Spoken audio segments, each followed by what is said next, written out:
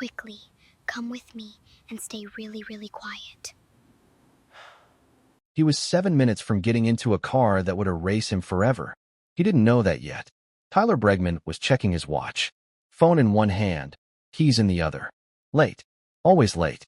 He stepped off his porch and a small hand grabbed his sleeve. "Stay quiet," she whispered. "Follow me." He looked down. It was Nova, the gardener's daughter. 9 years old. Quiet. Always drawing in a little notebook.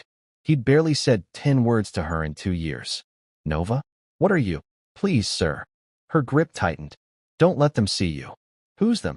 She didn't answer. She pulled him off the path and behind the big stone planters by the driveway hedge. He crouched beside her, his suit dragging in the dirt, feeling ridiculous. Through the gap in the hedge, he could see the front gate. His car. His driver, standing beside it, engine running. "That's not your driver," Nova said. Tyler almost laughed. "I've had that driver 3 years. Your driver opens the door with his right hand. He keeps his keys in his left pocket. I watch him every morning." She pointed. "That man just opened it with his left hand. And the plate is wrong. One number." Tyler looked again. Same car. Same color. But had he ever actually looked at the plate? Why would he? It was his car. "They said you wouldn't notice," Nova said. "Because you're always in a hurry." Something cold moved through his chest. "Yesterday I was near the greenhouse," she went on, voice barely above a breath. "I heard your wife talking. And a man. They said the driver would be switched. They said when you get in that car, you're not going to the airport." Tyler's jaw locked. "You're saying my wife." "They said he'd take you somewhere quiet. Somewhere with no cameras. They already paid him. Do you understand how serious that is?" His voice came out sharper than he meant. "Yes, sir." She reached into her pocket. "That's why I recorded it." His phone rang. He looked down. "Brooke." "Tyler, where are you?" "The driver says you're not in the car." "Coming now." His eyes stayed locked on the sedan at the gate. 1 minute. "Hurry. You cannot miss this flight." He hung up, stood, brushed the dust off his knees. "I have a company to run. I can't hide behind a flower pot." Nova grabbed his hand again. Harder this time. Surprising strength for a 9-year-old. "If I'm wrong, be angry at me.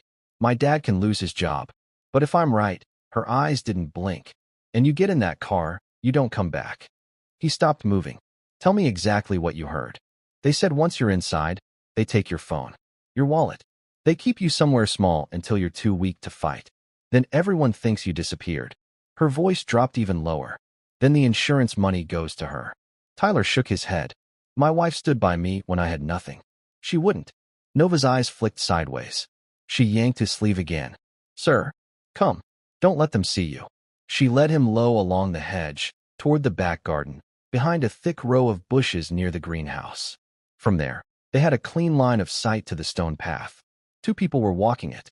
Brooke, in a pale dress, her hand looped through the arm of a man Tyler had never seen in his life. They stopped at the greenhouse door. The man said something too quiet to hear. Brooke laughed. Then she touched his face and kissed him. Tyler didn't move, didn't breathe. His hand was still half raised from adjusting his watch, frozen midair. Brooke pressed her forehead to the stranger's and said, loud enough this time, "Just a little longer. When this is over, we won't have to hide anymore. I love you." Nova said nothing. She didn't need to. Now he understood exactly why she'd told him to stay quiet. The 2 figures split apart. Brooke walked back to the house, calm, graceful, the same woman who hosted charity dinners and smiled for cameras. The man walked the other way, hands in his pockets, like he had nowhere to be. Tyler stood frozen behind the bushes. 10 minutes ago, he'd been a man worried about a flight. Now he was a man who'd just watched his wife kiss another man and say, "I love you." "The recording," he finally said, voice not sounding like his own. "Play it again." Nova handed him the phone like she'd been expecting the question. The first time, he'd listened in shock. This time, he listened like his life depended on every word, because it did. Wind. A creaking door. Brooke's voice. "Once he's in the car, it's done. He won't be at the airport. By the time anyone notices, he'll already be gone." The man's voice, calm and businesslike. "Driver knows where to take him. No cameras. No neighbors. He stays there. No food until he understands he's not coming back. And the insurance? You're the beneficiary. When he's declared missing, it's yours. You just wait." A pause. Then Brooke again, colder than he'd ever heard her. "I gave him 15 years.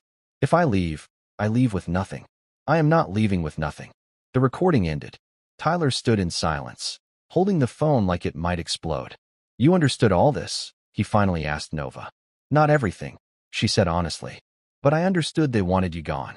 And I understood there was money if you disappeared. He nodded slowly. I almost got in that car. Why didn't you tell your dad first? He asked. She thought about it. Because if I was wrong, he could lose his job. And if I was right, I thought maybe the wrong people would hear before you did. Tyler looked at her a long time. You did the right thing, he said. You came to me first. He gave her instructions. Tell no one. Stay close to her father. Don't wander the property alone. Thank you, he said before he walked away. For what? For telling me the truth. Most people in my life are very careful about what they say to me. You weren't careful. You were honest. That might have saved my life. He turned back once. What you did today was brave. Not because you weren't scared. Because you did it anyway. Inside, the house looked the same. Marble floors, tall windows, expensive quiet. But now he noticed something new.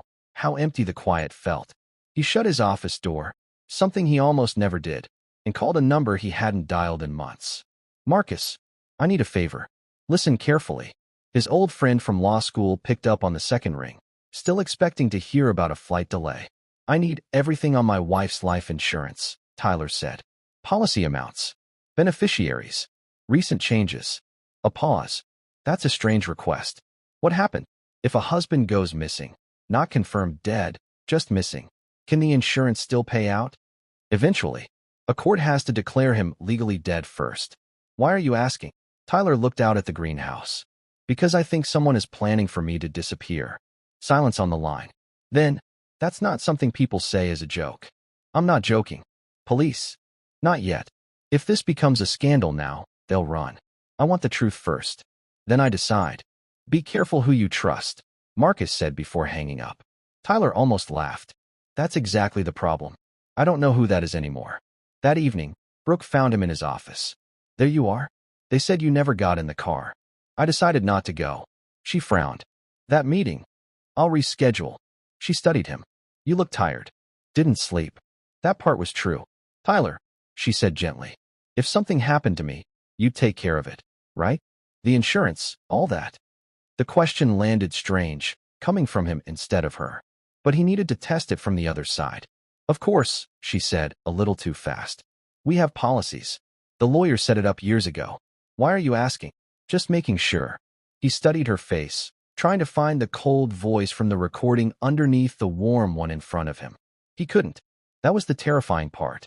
You're scaring me a little, she laughed softly. First you skip a trip, now you're asking what happens if you die. Do you ever feel like you don't really know someone? He asked. Even after years? She smiled. People change. She kissed his cheek on her way out, the same way she'd done 1,000 times. Tyler stood frozen, understanding now. The most dangerous part of his day wasn't a stranger in a black car. It was sitting across the dinner table from someone counting down the days until he vanished. Marcus called back the next morning with numbers that made Tyler's stomach drop. A $20 million policy. Increased 6 months ago. Brooke listed as sole beneficiary. Do you remember signing anything? Marcus asked. Tyler thought about the hundreds of documents that crossed his desk every month. I signed too many things. It looks clean on paper, which means someone planned this carefully. And the man in the photo? Preston Ames. No criminal record, but drowning in debt. Bad investments.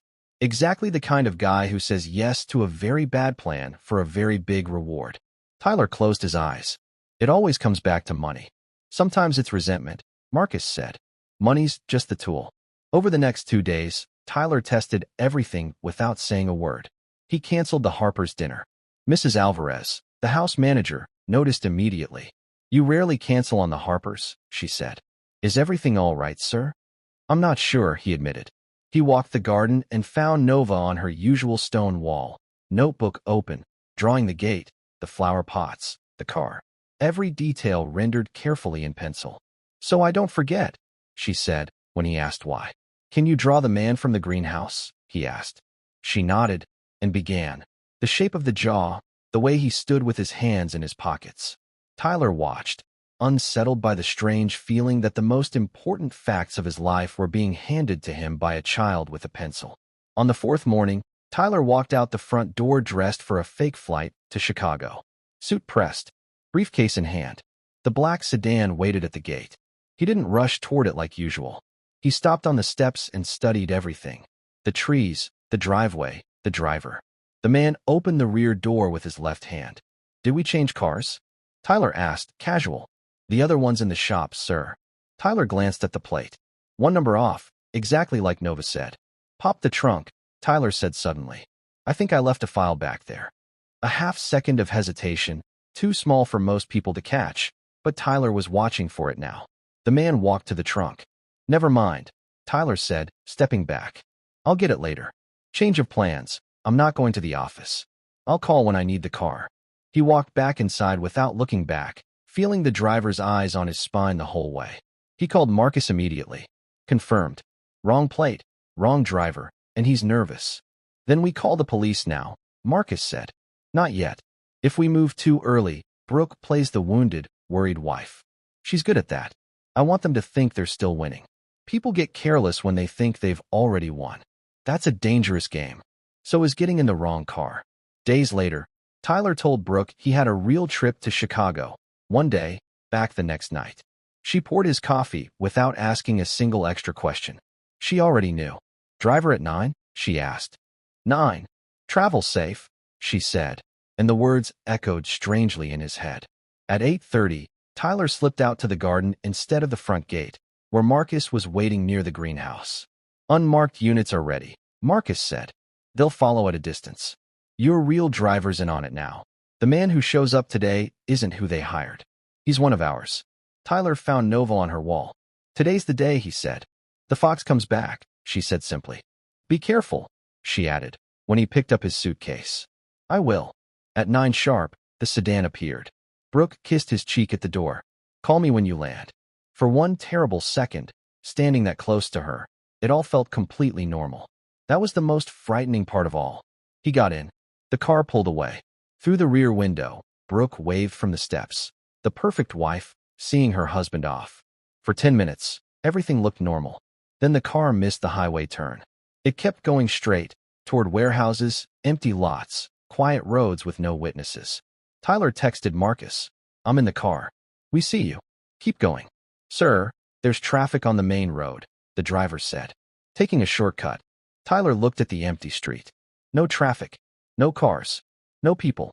"It's very empty for a shortcut," he said calmly. The driver said nothing. "You were paid in cash, weren't you?" Tyler said.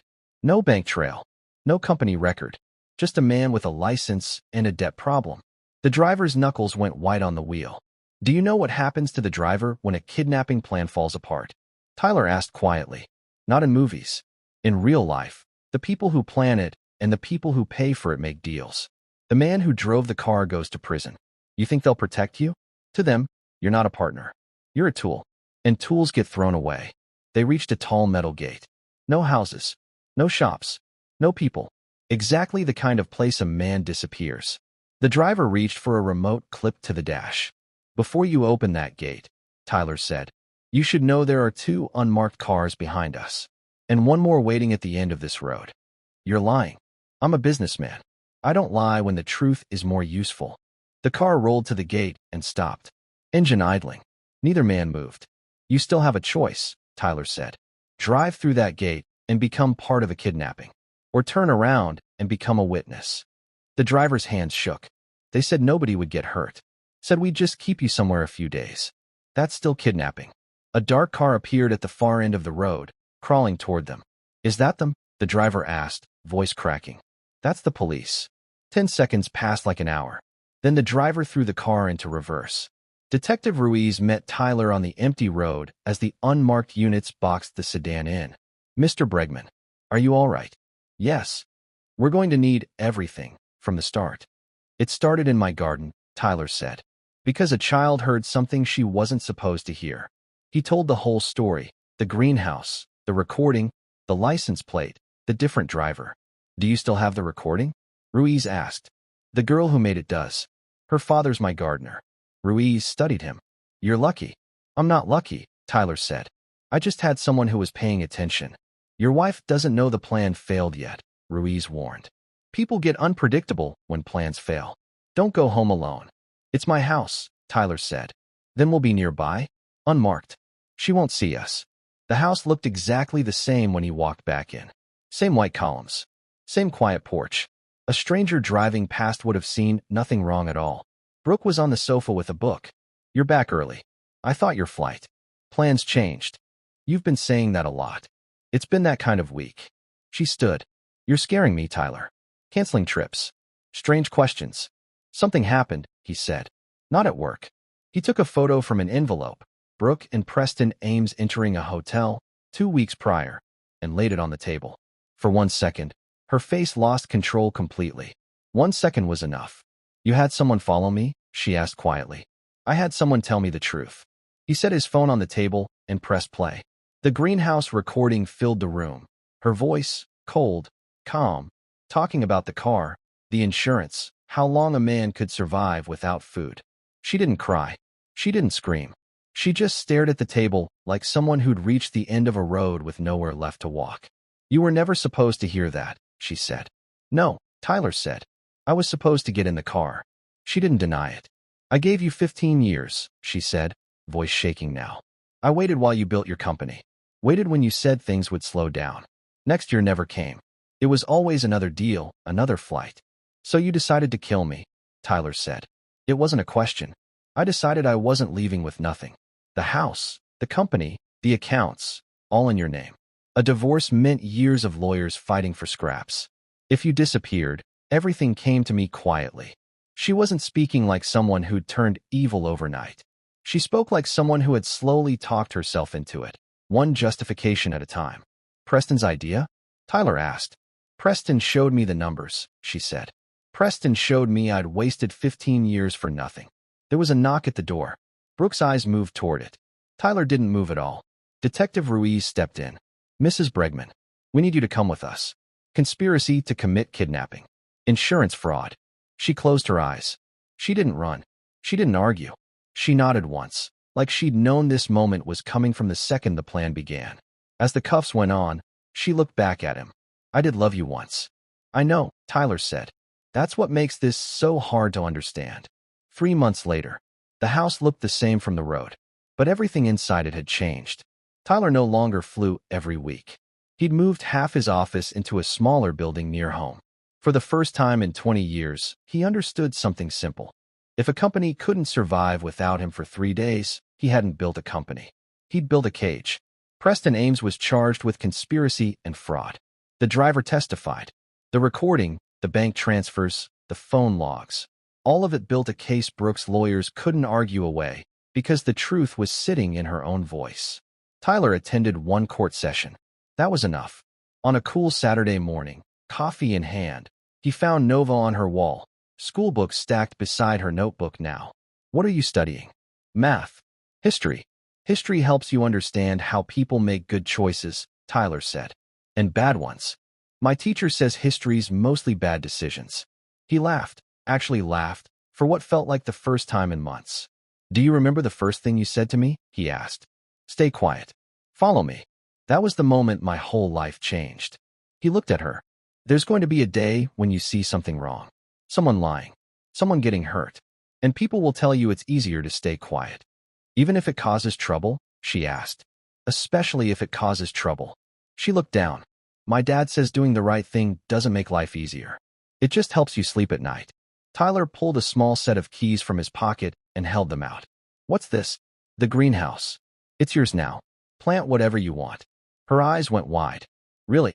That's where you heard the truth, Tyler said. Sometimes the place you hear the truth is the place you start something new. She held the keys like they were made of glass.